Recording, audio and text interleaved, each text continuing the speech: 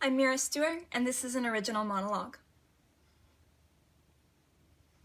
Do you recall when you first realized you were going to die? For most kids, it's after a grandparent or maybe a goldfish dies, and they're suddenly faced with this new, looming inevitability.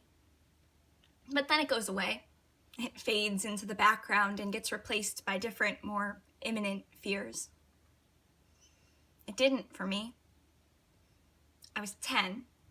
It was the year that I spent December in the hospital, and the nurses let me have this little menorah in the window, but they wouldn't let me light it. I didn't understand, really, at the time what the point of the candles were if they couldn't be lit, until I did.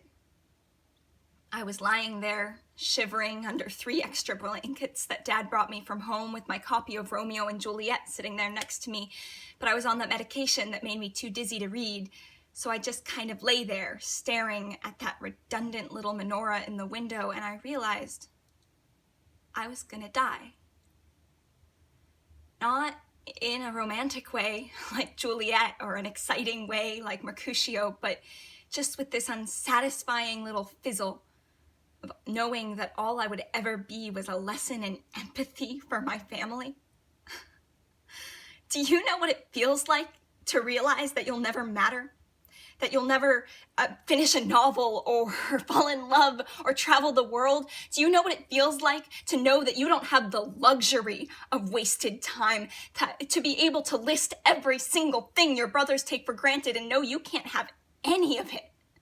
I couldn't go to school or sleep over at my friend's house or go home for winter break. I couldn't sit up in bed and read. All I could do was lie there and watch snow from behind sterile, unlit candles. I realize now that they just didn't trust a 10-year-old with matches, but at the time, I thought they wouldn't let me light them because the miracle didn't apply to me. I thought that hospital rooms with 2 white walls and cleaners that gave me headaches and light bulbs that would never let me sleep was all there was left for me. God doesn't waste miracles on candles that won't stay lit, Oliver, so why are you blowing on yours?